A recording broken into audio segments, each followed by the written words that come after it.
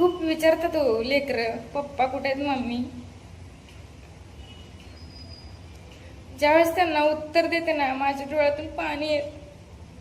पण ते पाणी मी एवढ्यासाठी थांबवते की माझ्या लेकराच्या डोळ्यातून पाणी नाही आलं पाहिजे. कारण तुम्ही किती पोरींना जीव लावत होता हे मला माहित. आज तिसरे मासिक आहे. 3 महिने कसे गेलेत मला माहित आहे. कारण एकही दिवस असा गेला नाही की त्यांची आठवण येत नाही. खूप वाईट वाटतंय की एवढा प्रयत्न करून पण वाचलेत नाहीत. शेवटी आपलं नशीब इतकं वाईट म्हणायचं की नाही ते प्रयत्न केले तरी पण वाचले नाही. कधी मी पैशाचा विचार केला नाही की 1 वर्ष काय लागलं नसेल ते विचार करा. 1 वर्ष दवाखाना करणं म्हणजे काय लागलं नसेल. आणि इथून गुजरात पर्यंत जाणं म्हणजे जोक नाही.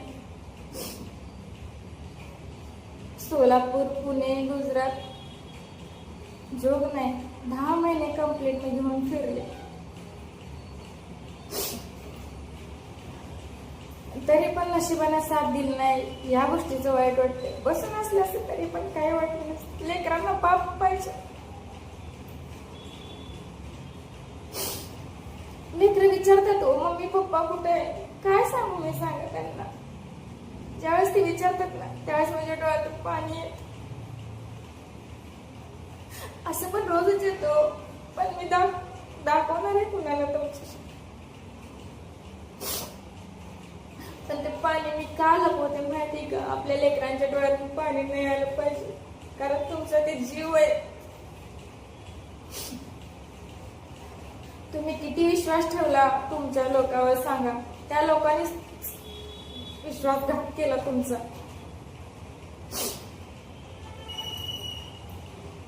कितीतरी लोक समजावून सांगत होते तुम्हाला, तुम्ही नाही ऐकलं त्यावेळेस. आता तुमच्या लेकरावर, तुमच्या बायकोवर किती वाईट वेळ आले आहे का कोणी सांगा तुमच्या.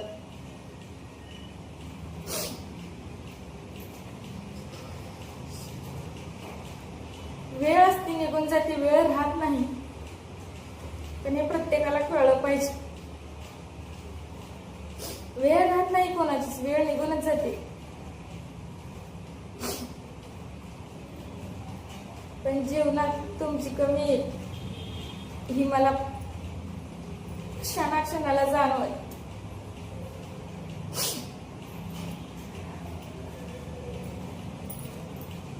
पोरी विचारतात, मम्मी कुठे गेले सगळे. पप्पा असताना होते, कुठे गेले सगळे. पप्पाला कधी कळलंच नाही त्यांच्या की लोक फक्त गोळ होता म्हणून तो त्यांच्याजवळ भोवती फिरत होते. हे पप्पाला कधी कळलंच नाही त्यांच्या. कळूच दिलं नाही त्यांनी कधी.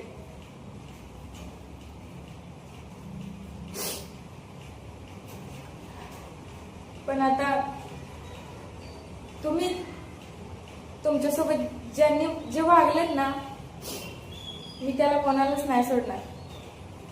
एवढं त्यांनी पण लक्षात ठेवा. कारण आम्ही काय भोगले हे आम्हाला माहित आहे. माझ्या लेकरांना जो संघर्ष येणार आहे तो फक्त त्या लोकांमुळे येणार. पण त्या संघर्षाचा प्रत्येक पाऊल त्यांना सुद्धा उचलावा लागणार आहे.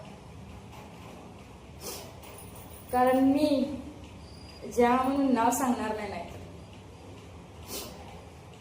ह्या आत्म्याचा जेवढा कळकळा लागणार आहे ना तुम्हाला, त्या लोकांना ज्यांनी माझ्या नवऱ्याला मारलंय.